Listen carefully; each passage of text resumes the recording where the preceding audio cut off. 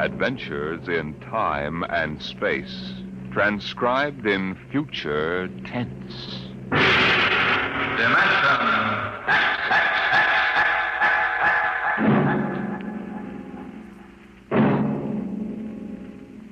The National Broadcasting Company, in cooperation with Street and Smith, publishers of astounding science fiction, bring you Dimension X.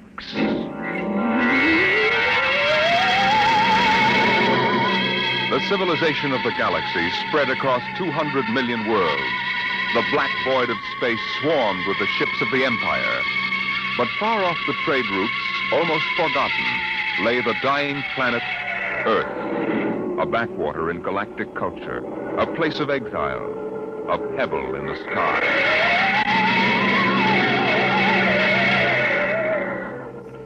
I landed on Earth, on the one spot which I would have called civilized. A patch along the desolate heights of the Himalayas that surrounded the palace of the imperial governor of Earth. Dr. Bell Averdan of Sirius Sector.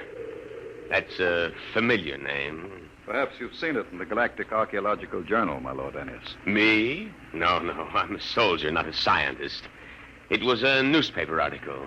You gave an interview about your expedition to Earth. I suppose you want to start digging.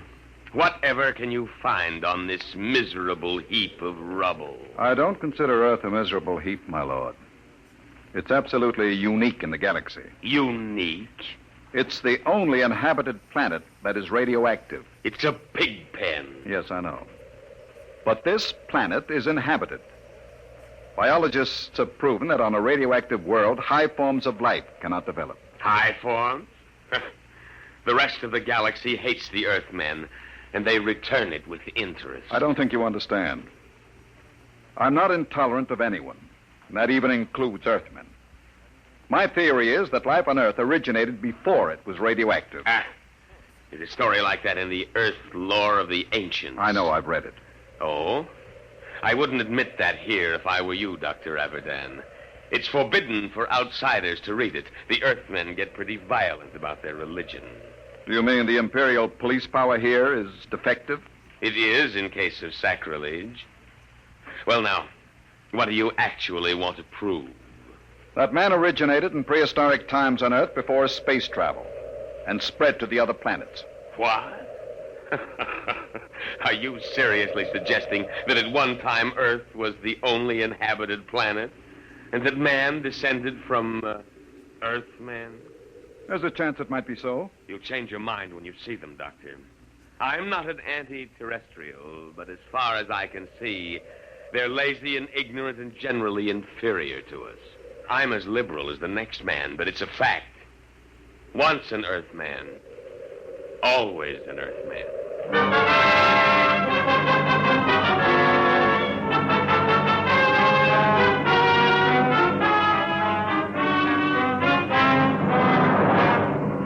I booked passage to the city of Chica on an Earth line. My fellow passengers seemed ordinary enough, but I was conscious of being alone among Earthmen. I beg your pardon. Could you tell me what's going on there? Sure. You see that couple? They've been married 40 years. It's their anniversary. Yes, sir. 40 years. Hey, Mother? It seems like yesterday. Just like yesterday. Hey, when are you folks scheduled for the 60? In a month. 16th of November. Well, I hope you have a nice day for it. My father reached his 60 in a pouring rain. Kept complaining we were getting soaked. So I told him, what are you complaining about, Dad? I've got to come back. Now, this 60 they're talking about, are they referring to their 60th birthday? Sure. That's when they put you away. Euthanasia. It's a custom. Can't have people living on. Eats up all the food. That's right, isn't it, Pop? Yes, sir. Mother's coming with me when I reach the 60. She's not due for a couple of months, but she thinks we might as well go together. Yeah, that's the spirit.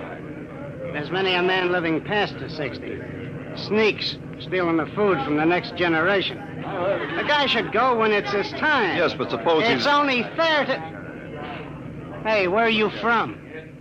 I beg your pardon? Asking all them questions. Yes. Who are you? A spy? Where are you from? I'm Bel Abaddon from Baron, Sirius Sector. Oh, an outsider, huh? Come on, we'll go forward. Did you hear that, Mother? An outsider.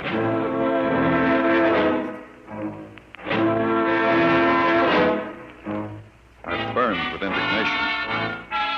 Earthmen treating me like an outcast. Earthmen. When we landed, I followed my intention of observing the human animal, subspecies Earth, in its native habitat. In this case, a large department store. Perhaps I resembled a floor walker, for a young Earth girl came up to me and asked a question. Pardon me. Well, it's my father. He's about 5'4". He wears eye lenses. I think he had on a brown coat. I'm afraid I don't remember seeing anyone. But they followed me here. I've got to find him. Are you in trouble, miss? No. No, it's nothing, really. I'm sorry I bothered you. Attention. Attention, please. What's that? All patrons of the store will kindly leave by the 5th Street exit. This store is being evacuated for radiation fever quarantine. What's all this about? They're after me. It isn't really radiation fever at all. Who's after you? How am I going to get out of here? They'll be checking registration cards at the door. Haven't you got one? Yes, but it has my name on it. I don't know what to do. Come on. But you don't even know me. I don't know anybody here, but you're an interesting species. Person. This way. Show your own car. Come on, step along. Next. Check. Wait a minute. Pull the check. Yes, sir. Stand right there. Look here, officer. Are you with her? Yes, but you'd better find out who I am. Later. Stand over there. Next. Come on. Show your own. What is it now? The Imperials. Are you afraid of them? Of course. Don't worry about the outsiders, Miss Schecht. I'll handle them. Oh, no, don't try anything. Don't talk to them at all. Just do what they say. Don't even look at them. We'll see. Here they are. All right, now. You, guard. Yes, sir? I'm Lieutenant Cloudy, Imperial Garrison. Who's got the fever? If it please your honor. Not so close, idiot. You might be infected. I'll take over. You, Worthy. What's your name? Speak up, squaw. Paula Schecht, sir. Your registration papers? Here you are, sir. Thank you. All right, now. Pick them up. Go on. Say, look here now. What did you say, Earthy? If you please, sir. This man has nothing to do with me. I never saw him before. What did you say? I don't like the way you treat women, and I'd advise you to improve your manners. And where have you been brought up, Earthy? Here's lesson number 1. Why, you... My arm! Let go! Sergeant, neuronic whip! Oh, no, no! Yes, sir.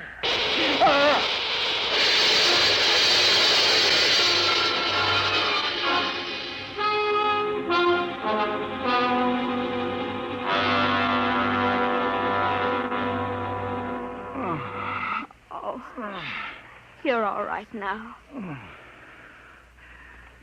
What happened? They gave you full power and the neuronic whip. Where are we? The military base. Oh, you should... Is that... Well, Dr. Abaddon, we seem to have had an unpleasant contretemps in this city this afternoon. Unpleasant? I should put it stronger, Colonel. As a free citizen of the Empire, I had every right to resent such illegal treatment. I consider the whole incident unfortunate, Doctor. Don't you think it would be best to forget the whole matter? I think not. I have an appointment in a week with the procurator. Procurator, huh? What do you intend doing with Miss Schecht? What would you suggest, sir? I had... Free her immediately, and offer her your apologies. Of course. If the young lady will accept my sincere regrets, I will give the order for your release immediately.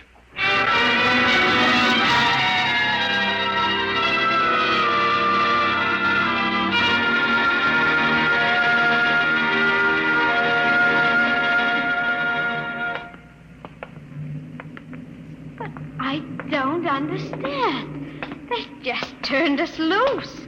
Of course. You must be very important.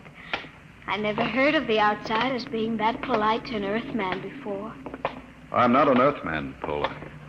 What? I'm an archaeologist from the outside. Oh, Well, then you stood up to the soldiers because you knew it was safe all along. And I thought... Oh, I should have known.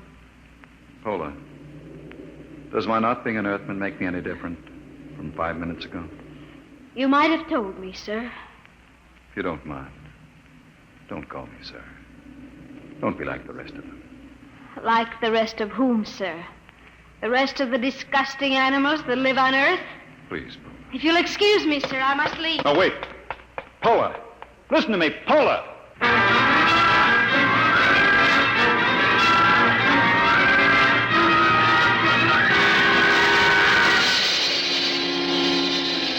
I had access to the garrison files, and to satisfy idle curiosity, I indexed Paula Schecht. Her father was a Dr. Mikhail Schecht, biologist. And against his name was a black star with the notation, condemned in absentia. Charge, evading the 60. That was why she was afraid. So I sent a note asking her to meet me in the North Park after dark. Paula, over here. Dr. Haverdan? Sit down. Oh, I want you to understand. I wouldn't have come except... I understand. I've seen your father's record. You know about it. I looked into it, Paula. There doesn't seem to be much that can be done about the 60. Oh, it isn't that. It's not for my father. It's for the whole galaxy. What is it? Earth is going to revolt. No. All of it? Oh, don't laugh at me. Paula, the galaxy has a volume of several million cubic light years. It contains 200 million inhabited planets. Earth has a population of only 20 million. And no resources. What can Earth do? I don't know, Doctor, but my father does. He's told me that Earth knows a way by which it can wipe out all outside life and... Wait. Listen. Someone coming. Park Patrol. Quick, kiss me. Don't be stupid. Kiss me. They won't suspect anything. Oh, yes, of course.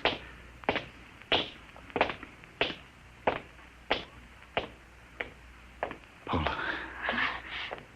They've gone. It's all right. Now come with me. I'll take you to my father.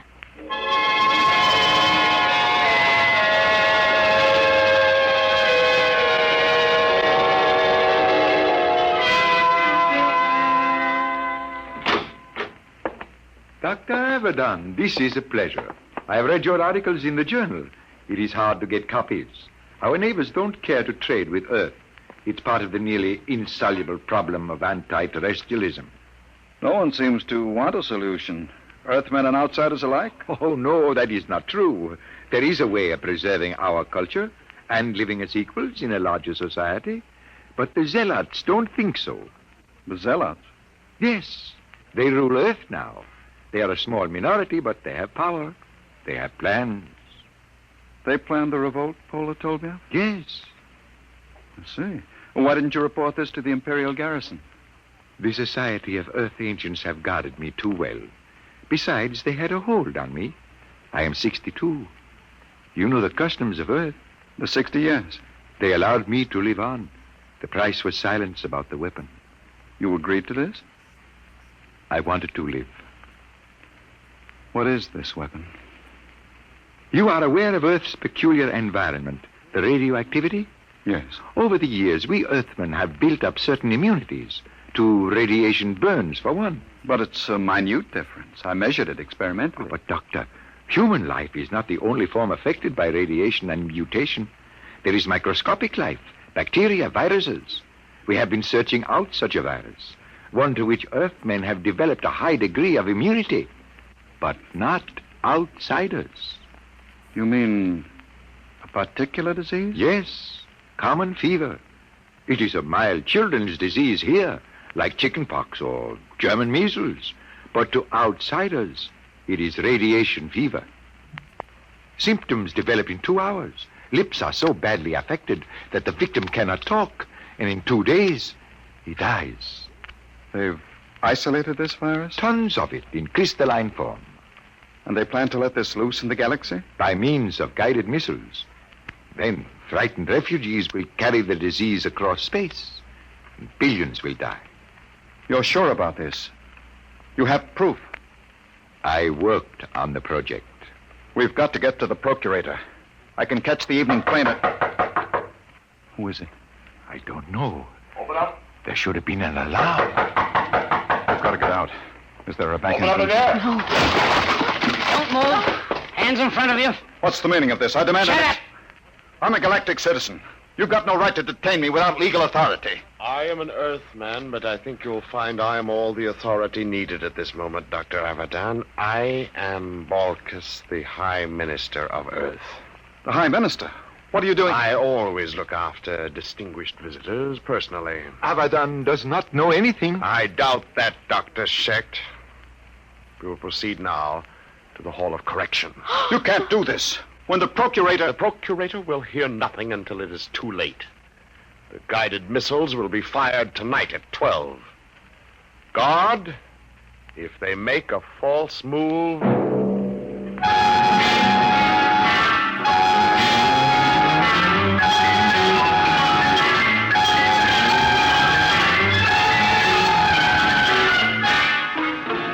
Keep them covered, guard. Right. Paula, can you scream? What are you... There, coming down the street. Imperial Patrol. Oh, it's no use. Do what I say. Scream. Go ahead. Hold it. They're outsiders. You're right. That's the Imperial Patrol. All right, Earthy. What's going on here? Good morning, Sergeant. Sir? Earthy? You don't understand. I'm Balkus, the Lord High Minister of Earth. Listen, Earthy, I don't care who you are. What's going on? Yes, sir. We've arrested these people. What charge? Blasphemy. All right, get moving. Thank you. Sergeant, What do you want, Earthy? I'm a galactic citizen. I demand the right... You?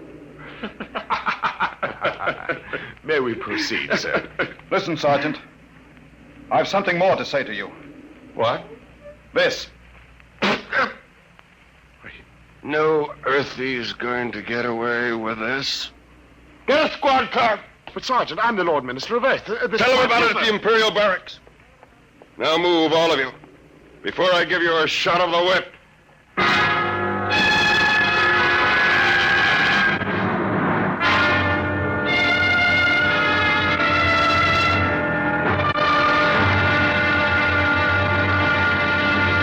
I tell you I'm a citizen of the Empire. Listen. I can prove it. You'll get into a lot of trouble if you don't believe me. I'll admit no Earthy would dare spit in my face. It was the only way I could get to the garrison. I insist on seeing the officer of the day. I sent for him. You better have a good story. Attention! That easy. Which one of you claims he's a citizen of the Empire? I am. Bella, it's the one from the store. You, eh? The smart louse that broke my arm. Well, well, well. I've got to see the colonel, Lieutenant. Now, Dr. Abadan, I could hardly do that unless it's important. It is important. It's life and death for the galaxy. Mm-hmm. Come here. Closer. Oh, it's too bad I've got to save you for the colonel. What? He'll see you at 5:30, his orders. You knew all along. Sure. Come on, Earthy lover.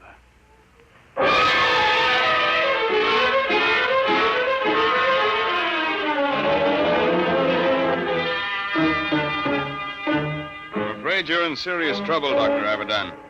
The man you're accusing is the High Minister for Earth. I know, but I have proof. Well, I can only speak to the procurator. You've got to contact him. there are channels, Dr. Abadan. We haven't time for channels. I have the details of the plot from Dr. Schecht. You've got to let me speak to the procurator. I've already advised him of your arrest. He's flying in. You'd better be able to prove what you say. If you don't, we'll have to hand you back to the native authorities and their courts, notoriously savage.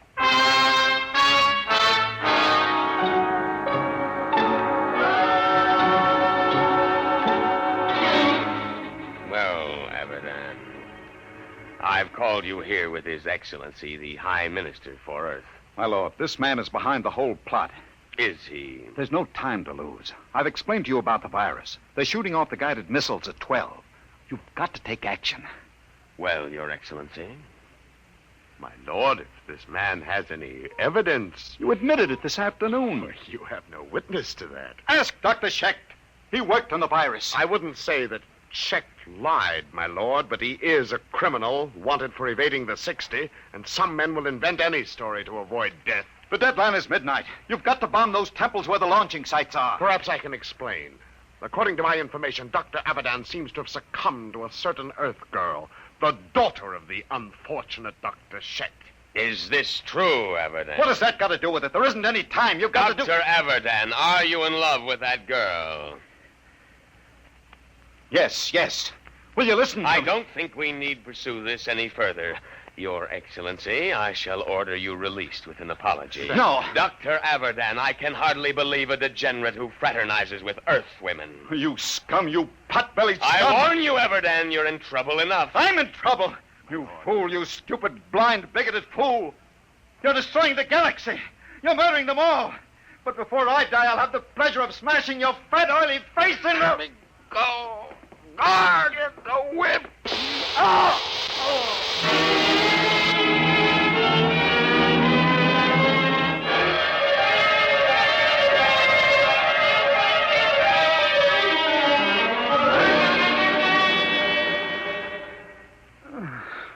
Belle, are you all right? Paula. What time is it? 1:30. Past the deadline.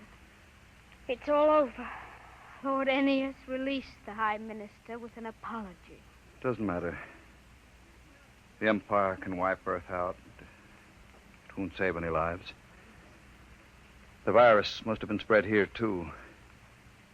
Earthmen are immune, but outsiders... Belle, you're an outsider. Yes, Oh, I am. We're paying, Paula. The rest of us. Paying for centuries of intolerance. oh, Belle. Look out there. Through the bars. The night sky. Pinpoints of light. The Empire. Doomed. Oh, Belle. Belle, don't. I was just thinking. I came to Earth to prove a theory that man started here. That once in prehistoric times, Earth was the only populated world of the galaxy. It's funny. Now it will be that way again. Man living only on Earth. He'll forget the science, the machinery of the Empire. He'll forget the stars. There will be only Earth. Alone in the universe. A pebble in the sky.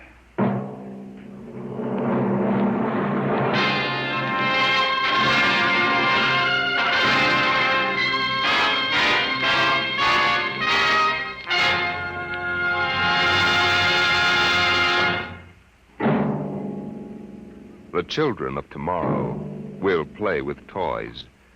But what will those toys be like? An ordinary clerk in an ordinary job finds a terrifying answer to that question next week as Dimension X brings you Child's Play.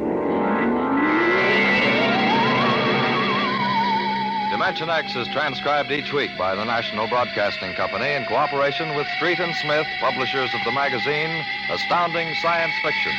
Today, Dimension X has presented Pebble in the Sky, dramatized for radio by Ernest Kinoy. Featured in the cast were Santos Ortega as Abadan and Susan Douglas as Pola. Your host was Norman Rose, music by Bert Berman. Dimension X is produced by William Welch and directed by Edward King.